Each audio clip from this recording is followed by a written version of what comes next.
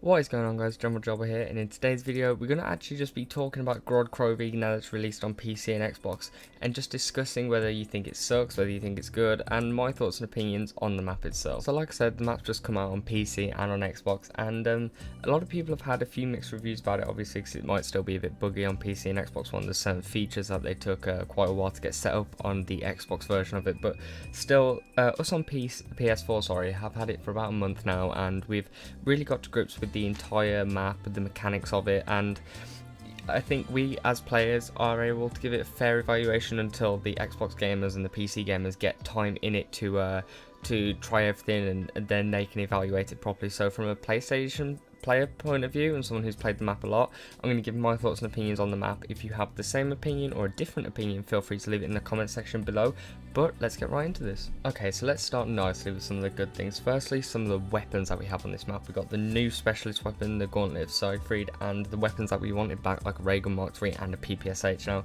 that made the map one of the best things that could have ever happened to it, because the new Gauntlet is really innovative, it's really clever, it's really cool how they've turned this kind of steampunky gauntlet in and put a dragon on it to make it fit the map.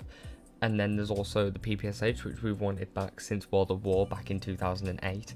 And then obviously the ray gun Mark III that we've been speculating, which we could have kind of guessed because we had the ray gun and the ray gun Mark II obviously, but it's just that extra layer of, you know, that Treyarch are listening to their fans, and then putting this in the map really made it feel like we had some kind of input into the map, and like it really made us feel that it wasn't just a community shouting at a brick wall that is Treyarch and they're just going, okay, well, we're not going to do any of that because we've already made the map. They're like, okay, you're speculating about ray gun Mark IIIs, you want a PPSH back, we're in Russia, you might as well have it back. And now the next thing that I personally think is that it really does have that kind of old school zombies feel to it. You know, it's got a great layout that's a bit confusing when you start playing it, but once you've played it for a few games or a few days, you really learn it, and it's kind of reminiscent of Die Rise. I know not a lot of people like that map, but even still, it's one of those where it's got multiple different layers to it. You know, there's back alleys that you can go to and different doors that you can go to. The one area, like to the tank factory, there's like 3 different ways you can get there. And it's just so reminiscent of the way you used to play zombies, where it used to be, okay, we need to rack up as many points as we can just to open all these doors, just to at least find out where we're going. And then on top of that, you got the amazing characters and the character quotes that come along with it, like Richtofen and his, oh, I love shotguns, wait, no I don't.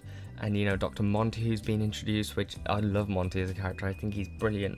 And it's just got that, you know, that old school zombies feel where it's just, everything's a bit tight and a bit too compact. There are spaces to train, don't get me wrong, but there's not wide open areas like there was in the Biodome in Moon, or, you know, places like, or No Man's Land. You know, there's like small compact areas where, you know, the really expert zombie players will be able to make like a half moon train or like a circle train, and they'll just about be able to do it without being hit or something like that. But it really brings back that, you know, Darius, that Die Rise, that Shi No Numa feel, where everything's compact and everything's like, you need to survive, like you are actually fighting for your survival here. And then when you think you find a place like where you can sit and you can survive, like you used to in Catwalk and Darius, or like you do on like one of the dragon stations on GOROD KROVI, you know, you there and you're like, yes, this is like how zombies used to be. It never used to be about running trains. It used to be sitting down and saying, let's see how long we can sit in this one spot and see how long we can go. And then you find a place where you think you can train and you're doing all right, and then a zombie hits you from behind and you're like, oh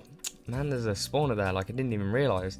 It's got that really nice old school zombies feel that I really like about it. And considering I'm talking about if the map sucks or not, I tried so very hard to think of some bad points for this map, but genuinely I think Treyarch did such a good job with this map. Maybe it's a job for someone who's put more hours into it than me, or even someone who's new to the map, who you can say, like, have 3 goes on this map and then tell me some of the bad things you don't like about it.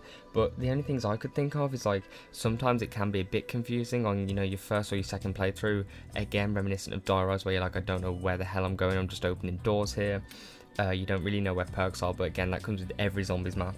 Like, newer players, you might be confused, like, if you played World at War and stuff, you kind of get a gist of what your plan for a new map. You know, you save points, you get a gun off the wall in the first room, you get a revive, you save up as many points as you can, then you go, you open as many doors as you can, and you say, okay, well, this door leads to here, that connects to there, that's where Jug is, that's where the power is, to get to power to Jug, quickest way, here you go. But newer players who have only maybe just started in Black Ops 3, maybe they're just like, oh, there's only one door from spawn. Like, that's so weird. Like, where do you split off into the two separate things, which is actually in the room with the shield. That's where you actually find your two separate ways to go. But you know, new players might be used to having two ways out the spawn room or something like that. And some of the new mechanics might be found by accident, sorry, because you know, the Ray Gun Mark III has two different ways you can shoot it, and I don't know how it was found, but unless you're randomly spraying, you're not going to know that if you shoot your left gun and then you shoot your right gun, it's going to create a black hole.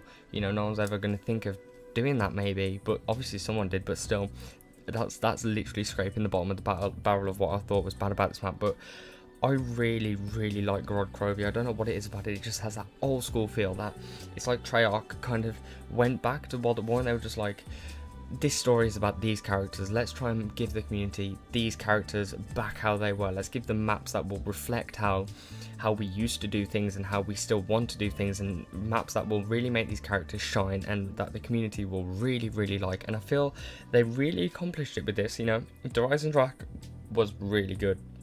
It had good specialist weapons, it had good bows, it had really good things.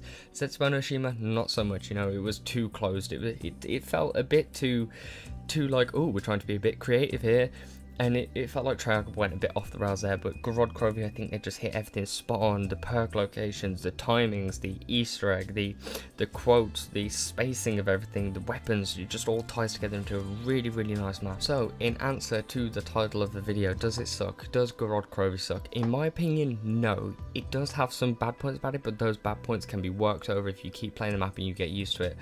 Otherwise, this map is brilliant. I thank Treyarch for putting their heart and soul into it, because you really can tell they have, and I really recommend anyone who's on Xbox or who's on PC that's maybe second guessing this DLC, definitely get this DLC. Out of all of them, I'd recommend buying this one. But as for this video, that is it, guys. Be sure to check out my channel if you like what you see here, and please consider subscribing. If you like the video, feel free to drop it a like, and I always reply to comments, so if you want to start a discussion with me about something I've said in this video, or your thoughts and views on something in the zombies world, because I love zombies, as you can tell, feel free to drop a comment. I will reply to you. We can have a nice little conversation. Other than that, feel free to subscribe. I've been GeneralGerbil. Peace out.